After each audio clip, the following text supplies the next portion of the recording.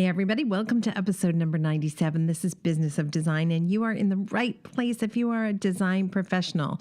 You are especially in the right place if you have ever had to change course and do something better than you used to do before. That is the story of my life, and it sounds like that applies to a lot of us as well. This podcast is going to be a little bit different. We recorded the bulk of the podcast when we were at High Point this past October. Now, High Point is coming around again. That's right. It's twice a year, and we have two exciting events we're doing at High Point. We'll check in with Cheryl Horn, and she's going to talk to us about both of those events. But last year, we held a live Business of Design members-only podcast event at the Point on Friday. Now, a lot of people aren't at High Point on a Friday. We thought that would be perfect. We would get those professionals who are serious. They're there to shop. They're there to work.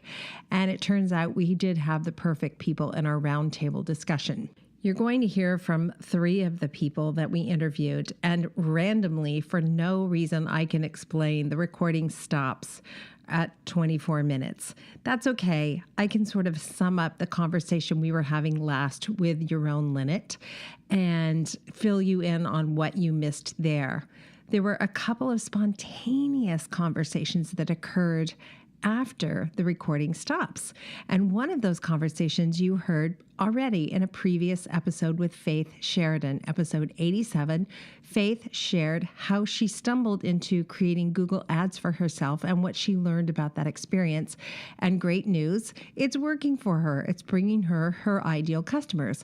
So episode 87, if you haven't listened to it on Google Ads, it's a great one with Seattle-based designer Faith Sheridan.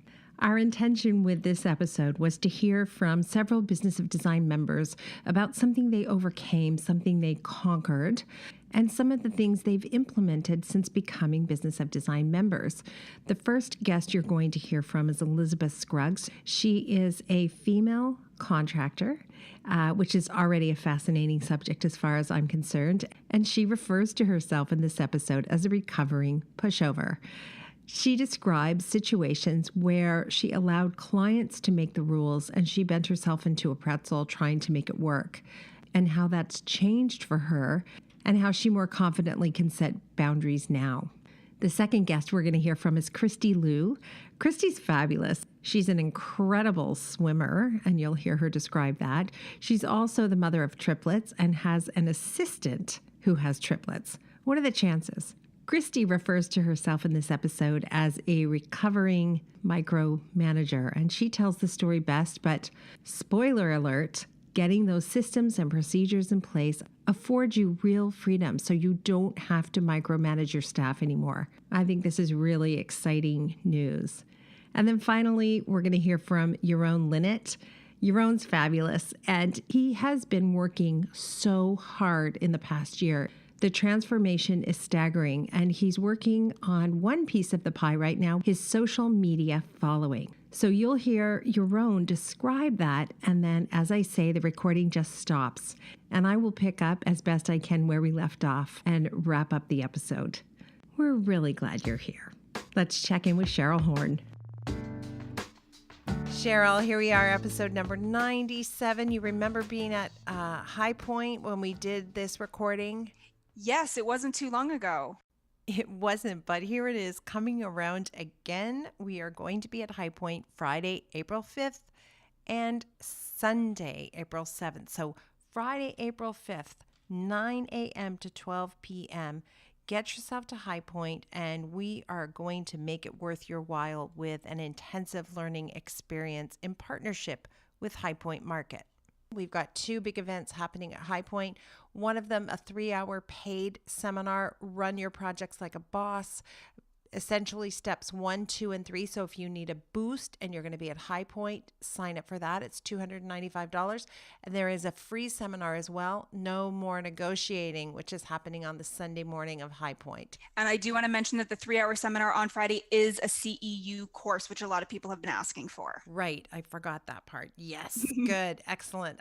Now, if you recall, last year we left High Point. We thought we're going to get some answers for Yaron about Instagram. And we did make some progress, but there's still so much to learn. I want to do a shout out to some of our members who have been very actively using the BOD challenge hashtag. Ashley Dolan, Brenda Bricks, and Maria Ducatis. Well done, everybody. How have you found it on Instagram this last week? Well, I just discovered that I have been using the BOD challenge hashtag, but only in stories, which aren't counting. Like you can't search it. I didn't realize that. So as you said, it's still learning. I definitely have not gotten a new client from what I've been doing, although I'm not sure that was my goal necessarily. But we would love to hear from anybody who has connected with an actual paying customer through Instagram. So if that's you, let us know. We'd love to hear from you. Yeah, we'd love the update.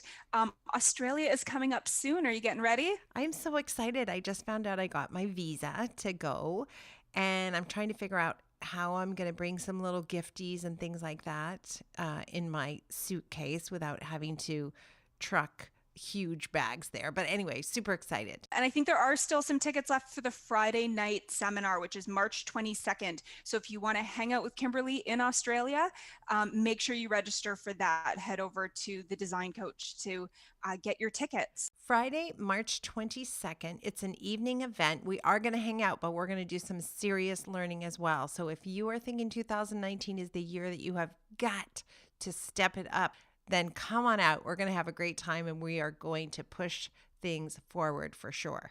And one more thing that's coming up quick is our rate increase. So again, that's happening on February 15th. If you are a current member or if you register prior to that date, you'll be locked into our current pricing, and that won't change for you as long as you're a member. And another announcement of something we've added to membership, a private Facebook group only for our premium members, which is great. We've had that request for a long time, and we've taken that next step and just gotten that live. And it's filling up with our premium members already. That's really exciting. One of the things we noticed in our Facebook page that was members and non-members is some of the advice that was being given out wasn't particularly helpful or constructive. So the members are saying, wait a minute, we want advice from other members who are on the same path, who are really making these structural, systematic changes to their business. So you guys keep us moving. We just never have a chance to rest on our laurels with these guys, do we, Cheryl? No, and it's been great. The member to member support is just incredible. Some of these members have been with us for so long, they're already using the 15 steps, and they've got advice and wisdom and experience to share with those who are just joining Business of Design. They're new to it or are just starting to implement those steps. All right. Thanks, Cheryl. Talk to you soon.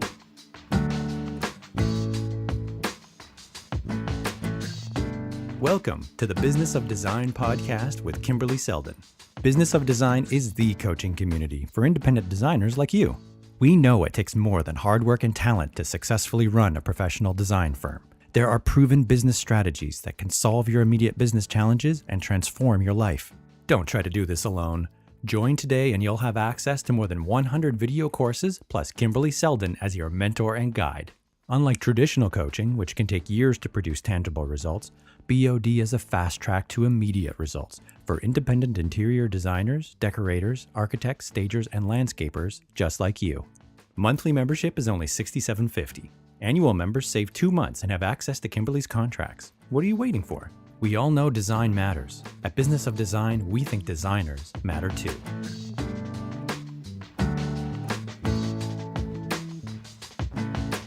Hey everybody, this is Business of Design, and we have a really fun show planned today. We are live from The Point in North Carolina. That's where we are, right? That's right. That was Elizabeth Scruggs, who's going to be a guest on the show today. And beside me is Christie Leu, who's also going to be a guest, and Yaron Linett. So the podcast came about, number one, because I love High Point, and Ashley Grigg always asks us if we can come out and speak at the Point, which we love to do. But it was an opportunity as well to introduce to the listeners some of the Business of Design members who are constantly supporting Business of Design, like Wanda Horton and Faye Sheridan, who also showed up today and definitely need to be part of a podcast soon, please and thank you. And we thought we would focus on talking about your superpower, which is often derived from something that you used to be not that good at, and you discovered by tapping into a new resource that suddenly you're really great at something. So I'm going to introduce the podcast guests one at a time so you can hear a little bit about them, and then they're going to talk to us about what they have become amazing at. So I'll start with Elizabeth Scruggs from Nashville. Elizabeth is unique in a variety of ways. Super talented woman, super lovely. She's also an award-winning building contractor and a decorator. So she's a female contractor, which makes her pretty awesome right away. Nice to have you. Thank you. Elizabeth opened Superior Construction and Design in 2000. So if you want to follow her on Instagram, it's Superior Construction and Design. And she's able to wear two hats, that of being the contractor and that of being the interior design professional. And we're going to talk to Elizabeth about being a recovering pushover. Does that sound right? That sounds very, very correct. All right. Christie Leu she's also a designer. She is currently living in Chevy Chase, Maryland, close to DC, and drove in for High Point for the day. Nice to have you. Thank you. In addition to having two regular kids, which is where I stopped, she has triplets. What? Yeah. Shocking surprise, no? It was a shocking surprise. All right. That's crazy. And Christie wrote this most amazing love letter to Business of Design about how we've become part of her team and helped her change her business. And we're going to talk to Christie about being a recovering micromanager. Emphasis on recovering, not recovered. Right, as always, right. And then Yaron Linett, originally from Israel. Where do you live now, Yaron? We live in Warrenton, Virginia. It's 50 miles west of D.C. Beautiful farmland. Bucolic, yes. Yeah, gorgeous. And then you have been in the design and construction business? We do commercial and residential interior design. I was on the retail side of the industry initially. We've been in 16 years, but our firm is actually only little over 2 years old at this point. Very cool. And we're going to talk to you about some strategies for your social media. Yes, absolutely. We're laser focused right now on social media, and we could use some help. Well, we met last year at the Point, and you guys made some dramatic changes to your business. So I want to ask you about that as well, based on that one conversation. Absolutely. But let's start with a recovering pushover who can't say no. I'm going to ask you to share that with Elizabeth. Hold the microphone nice and close. Okay. When you say you're a recovering pushover, where was the first place that showed up in your business? My initial consultations. I would, in the beginning, and I've been in business quite a while, but in the beginning I would take pretty much any appointment that came along, whether I felt it was a good fit or not. And then I would go, and I never charged for an initial consultation, and then I would end up being there for 2 or 3 hours, walking through their house. I know y'all have all done that. Lots of nods. And they, because I didn't want to be rude or perceived as rude, saying, I've got to go, I've got to leave, and, and then my day is blown. So I finally started putting my scheduling on my website, and that has helped tremendously, because when people would call me, and another thing that happens, and I know this happens to everybody, is you have your friends and acquaintances will call you and say, can I take you to coffee? Can I just take you to coffee for 15 minutes and pick your brain? And it puts you on the spot. It sounds so fun. Sounds so fun. So when that happens now, what I say is, I would love to have coffee with you. All my scheduling's done on my website, and if you go on there and schedule a time on my calendar, I'd love to have coffee with you. And I actually have a consultation on there that says, pick my brain consultation. And to book it, they have to schedule it and pay up front. And so that eliminated all the weirdness in the conversations for me with friends, because they don't think that you should charge them. But yet they don't mind, What do you call, how do you charge for a Pick My Brain consultation? Is it the same as a consultation? No, $75. So what prevents a client who's a potential client who's not a girlfriend from clicking on Pick My Brain? I have a discovery call. And on the phone, on the initial phone call when they call, I can tell if it's, a legit interest in a job, and I say, please book a discovery call with me where we can talk about this further. And then I'll schedule a call with them that's free, and we'll talk 15, 20 minutes. And then if we decide that we're a good fit for each other, then they will schedule an appointment. Okay, so then do they get a refund on that pick your brain conversation? No. If not? No. Okay, that's good. No, and I make it very clear. If they're wanting to take me out to pick my brain for coffee, or they want me to come over, can you please just give me some paint colors, or, just for 15 minutes. It won't take you long. Just take a minute. Can you come help me? Then, I feel like I'm giving them information, and so I charge for that. Okay, fair enough. Well, it took us 20 plus years to learn how to be really good at picking paint colors. Yes, exactly. Right. Okay, so so you schedule it right on your website, which avoids that uncomfortable. I really appreciate that idea that you avoid that uncomfortable conversation. And of course, sometimes people will go to your website, see that you're going to charge for it, and they go, oh, forget it. I just wanted to pick her brain. And that's not my client. That's not your client. That's not even your friend. That's right. I mean, oh, man. Yeah. You made some room in your social calendar by having that on there. Yeah. Okay. Yeah. I get that. Yeah, let's see if we're friends. Yeah. Okay, so that was one of the initial places it showed up. Have you seen it showing up in other places that you are recovering pushover? Just by having systems in place. Somebody I listened to told me about systems, and they've really She's leaning toward me. Yes. Yeah. Well, like what kind of system? Is there a system you can think of that helped particularly you not be a pushover? Well, charging for the initial consultation. For sure. I mean, that's probably the biggest area I've seen it, because for years I never charged for it. And now that I do, and the people that are, people, if they're serious about, working with you, they don't mind to pay. Mm-hmm. And so I think about all the years that I did not do that. But anyway, you push forward, but that's probably the biggest area. Are you a pushover with trades? No. How? Tell us the magic there.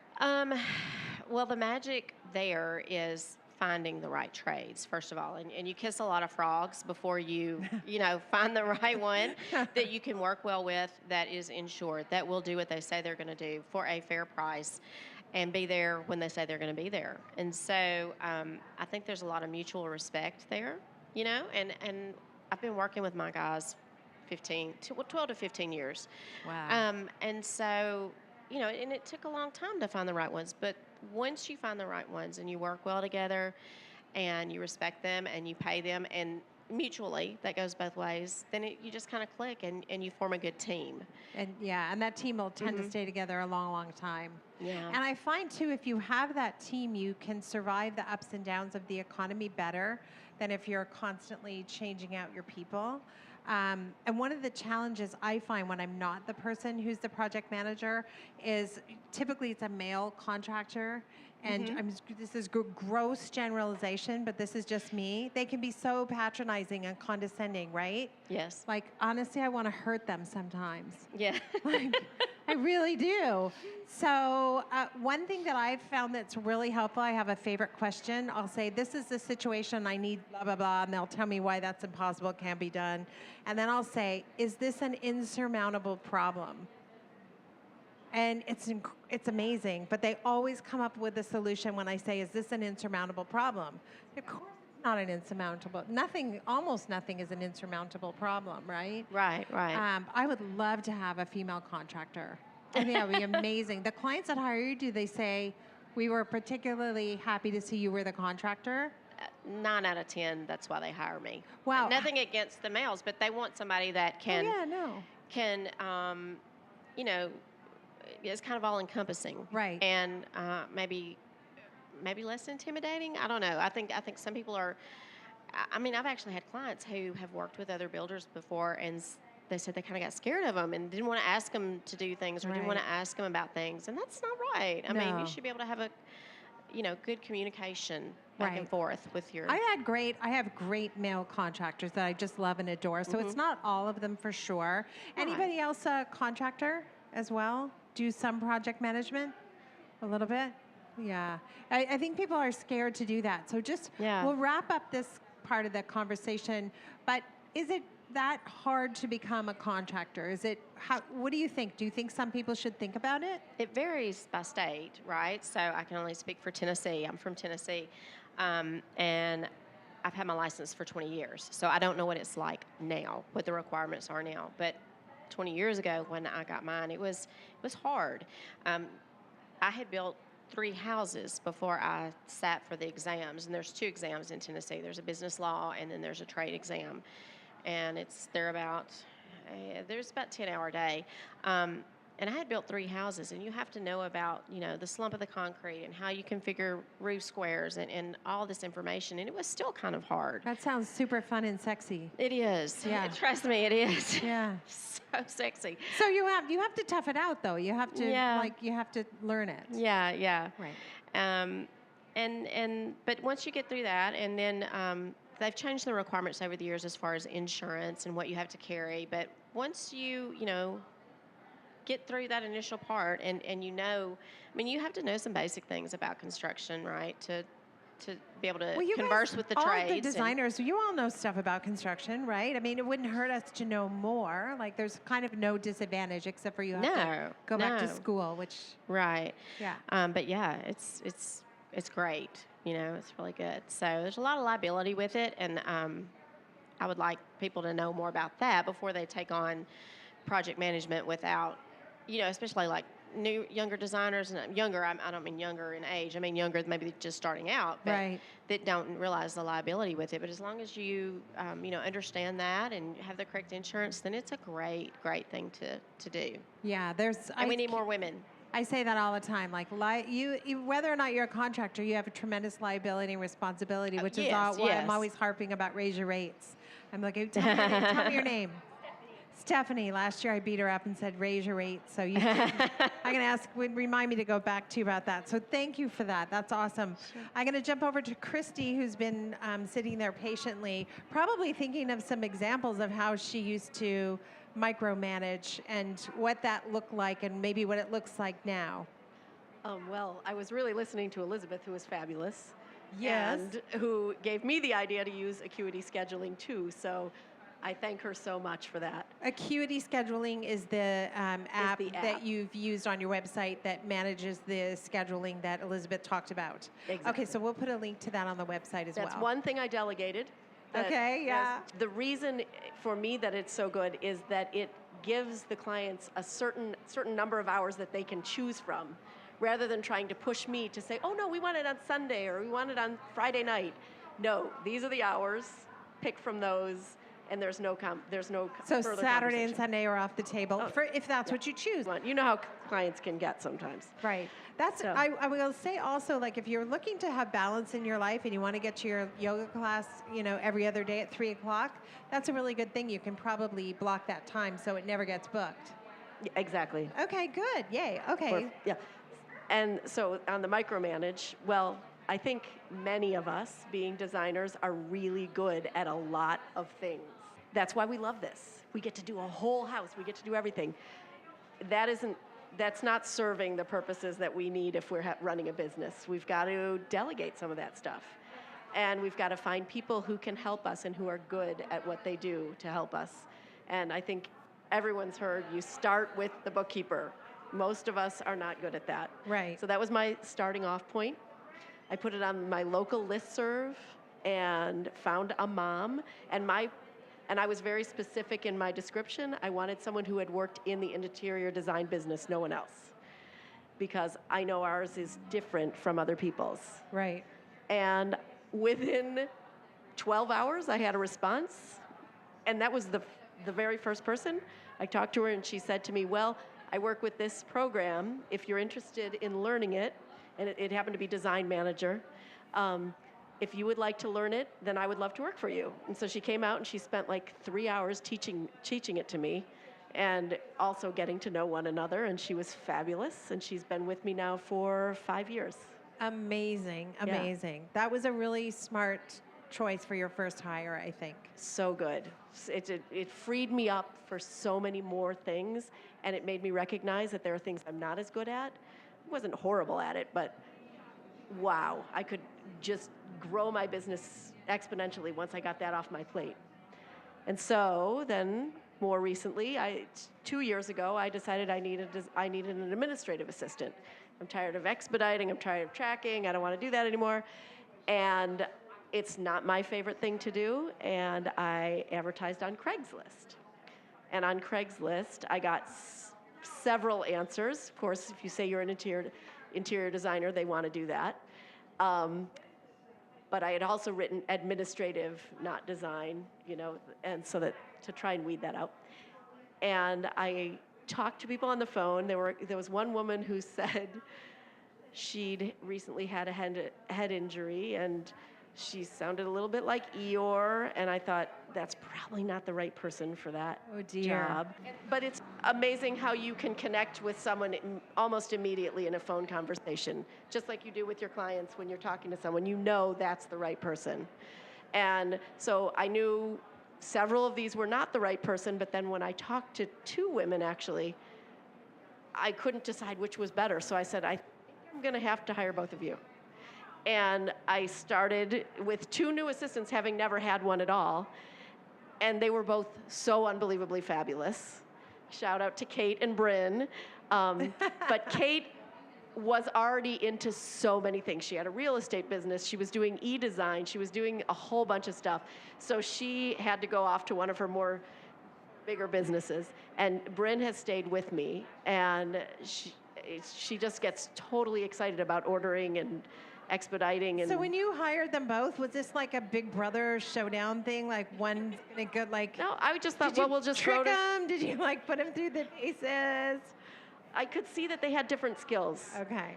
Kate was she's young, and she is really good at technology. So she quickly got us up on Google Docs so that we could put all of our projects into Google Docs, and everybody could access them from anywhere, from any device, which is fabulous. I'm sure many of you have something like that. And then she also got me onto social media and onto Instagram, which I was not on. I mean, within minutes, practically. So I want to go back to 2 thoughts, which are related. Number 1, with your bookkeeper, does that person track her time so you're able to bill to clients? And the same question for your administrative staff. We all track our time, including my bookkeeper. Thanks to you, my bookkeeper now bills for her hours per client, right, per project. Before that, I thought bookkeeping was an overhead I had to carry. I don't. No.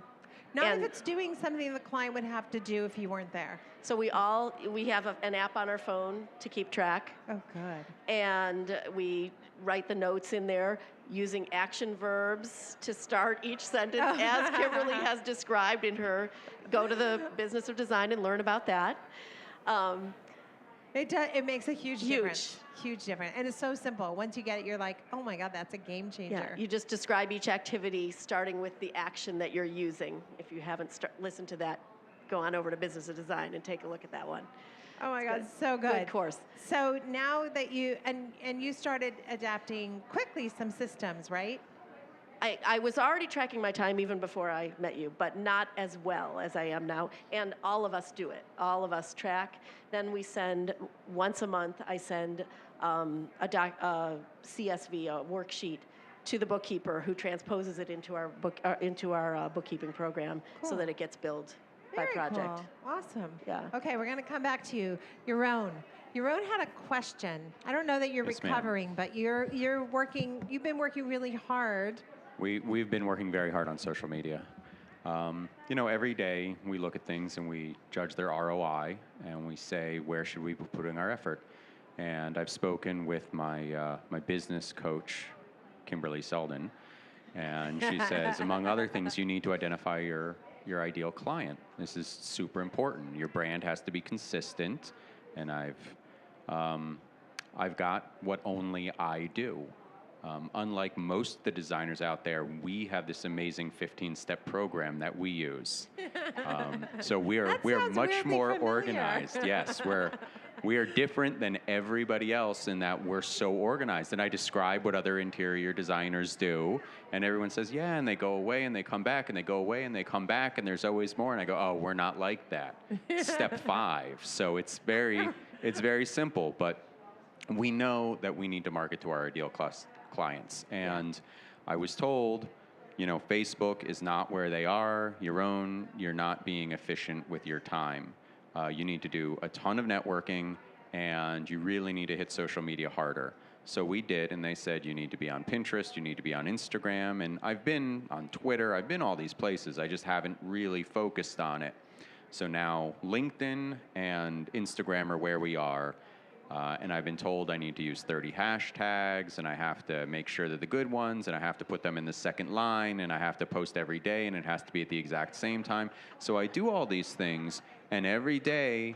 Everybody around is laughing like we're all, because we all hear the same messages, right? Right. So every day I'm on there and I get, someone likes this picture, and another, and another, and another. And then you have a new follower. And I look at it and I'm like, great, it's working. And then I see 20 interior designers have liked my pictures.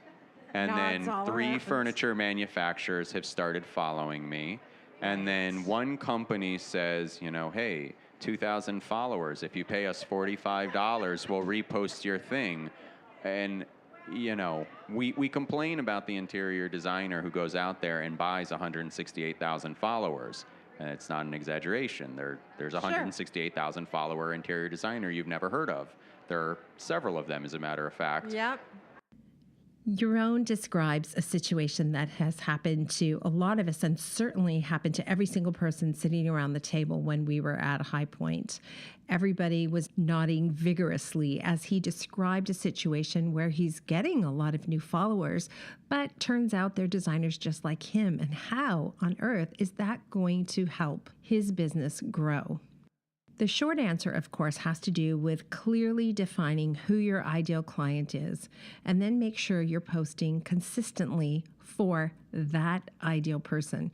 It helps, I think, literally to envision that one person and speak directly to that one person.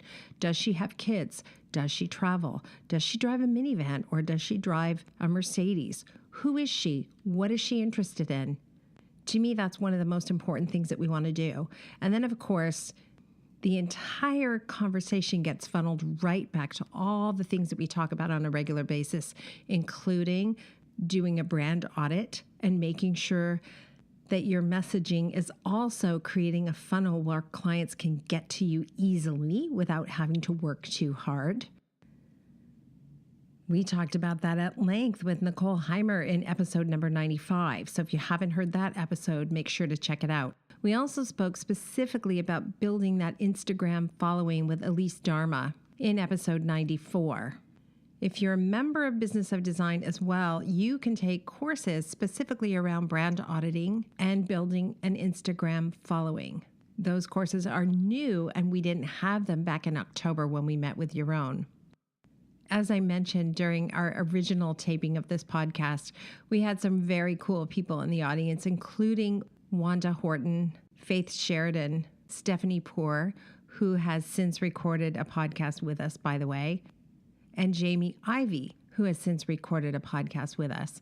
These conversations that we have face-to-face in real life frequently take a turn that I'm not expecting, and somebody will mention something they're working on, and everybody nods and says, "Oh my gosh, me too." It never fails that I leave those conversations feeling so good, my confidence boosted, my heart filled, and my passion reignited for this work that we all do. I can't thank you enough for turning up to Business of Design events and for turning up in life to be a support to those designers who need a helping hand. We have a lot of forces clamoring to get our attention. I'm grateful. I know where to go when I need advice, when I need support, and when I need a kick in the pants. You guys do all of that for me. Thank you so much for being here. And as you're listening to these podcasts, if you have a superpower, now's your chance to share it with all of us. Reach out to us at Business of Design. Have a great week, everybody. Thank you for being part of the Business of Design community. If you love what we do, please show your support by subscribing to the podcast and rating our efforts. Remember, you can be a part of the podcast by sharing your comments, ideas, and questions via the BOD hotline at 416-780-9187, extension 107, or by sending an MP3 file to info@businessofdesign.com. And when you're ready to transform your business and your life, sign up for a monthly or annual membership. Together, we will achieve extraordinary results. Start today.